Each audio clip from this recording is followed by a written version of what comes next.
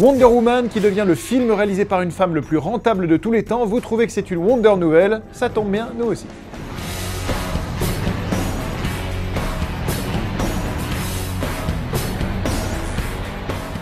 Au sommaire cette semaine, on fait le point sur l'affaire Venom, Edgar Wright se souvient de son départ d'Ant-Man, Alexandre Aja nous donne des nouvelles de son Cobra, mais tout de suite, place aux news en bref.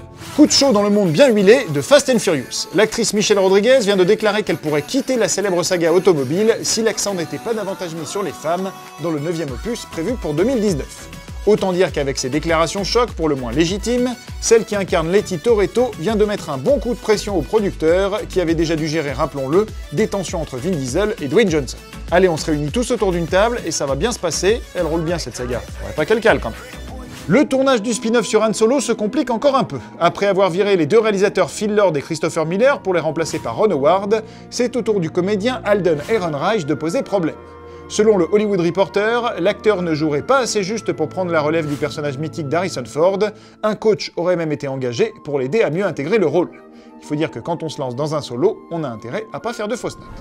De César à Batman, c'est ce qui attend le réalisateur Matt Reeves, qui va reprendre les manettes du film Solo sur le Chevalier Noir. Le problème, c'est qu'il est très fatigué le Matt, puisqu'il vient juste de terminer la post-production de La Planète des Singes, qui sort le 3 août prochain. Et il a peu de temps pour prendre les commandes de la Batmobile et travailler au scénario de Batman. Vu le talent du bonhomme, on n'a pas du tout envie qu'il se crame en enchaînant les films, mais ce qu'il pourrait apporter à Gotham City vaudrait le coup qu'il se fasse encore un peu violence. Le temps de nous faire ce petit film tout simple que sera le prochain Batman, tranquille. On compte sur toi, Matt.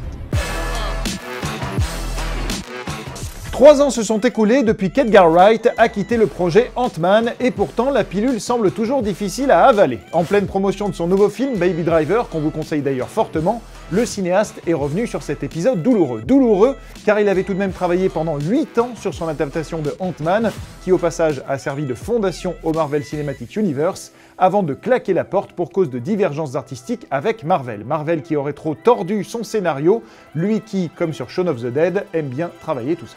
3 ans plus tard, Edgar Wright déclare n'avoir aucun regret d'avoir pris cette décision, il n'a même pas vu la version de Peyton Reed, et ne la verra d'ailleurs pas à l'avenir, car comme il le dit de manière très lapidaire et sous forme de punchline assez géniale, qui a envie de voir son ex coucher avec un autre?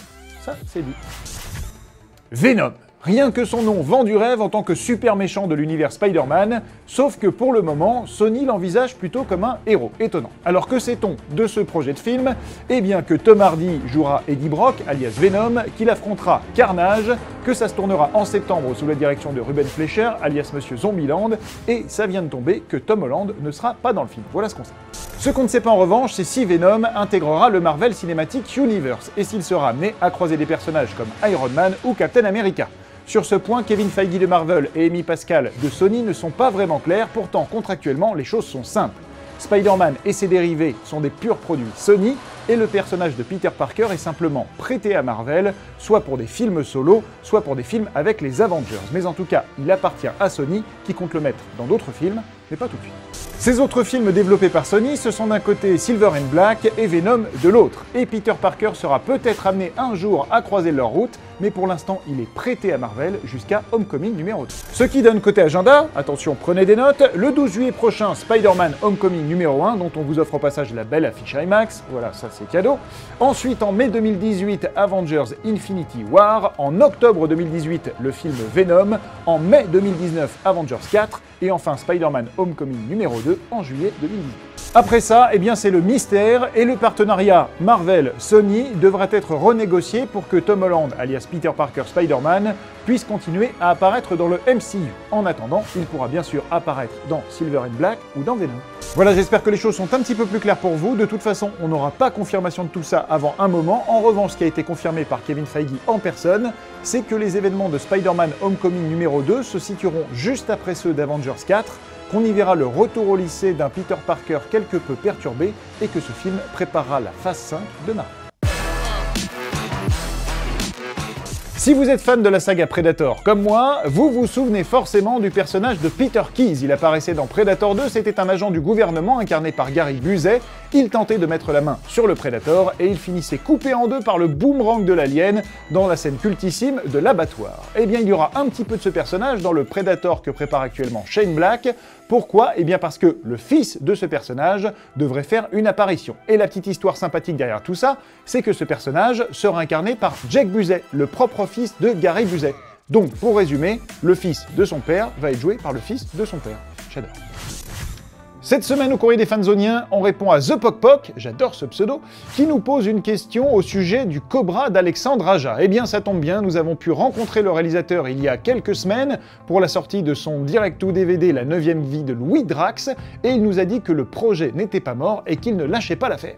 Mais ne nous réjouissons pas trop vite, Cobra reste un projet très compliqué à monter en raison surtout de son gros budget, rien n'est joué pour le moment et il va donc falloir s'armer de patience avant de voir l'aventurier sur grand écran. Peut-être que les succès des Gardiens de la Galaxie numéro 2 ou de Valérian, c'est-à-dire de la SF cool, vont permettre au projet enfin de décoller. Alexandre Aja croise les doigts, et nous aussi, et Cobra, lui, il croise les bras.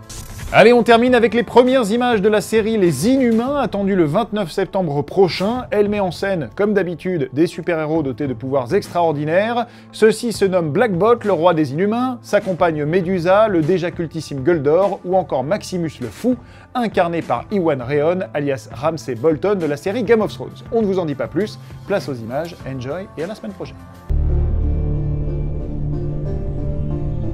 Are we supposed to follow our king and remain as silent as he is? We need to go to Earth now. We've been hiding here too long. Let's go to our rightful home. If we were on Earth, we would have a glorious planet to live on, thrive on! You're talking about betraying your brother. You're talking about treason. You're blind to his intentions. Right or wrong, he's dangerous. What I'm talking about is freedom. Freedom for all Inhumans. Are you going to use your voice to kill your only brother? Stop it!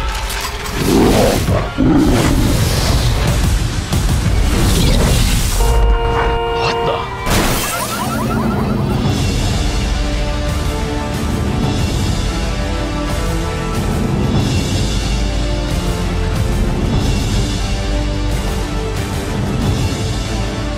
We will not let anyone or anything stop us.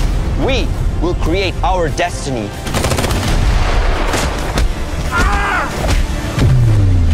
Nothing can keep us from being free.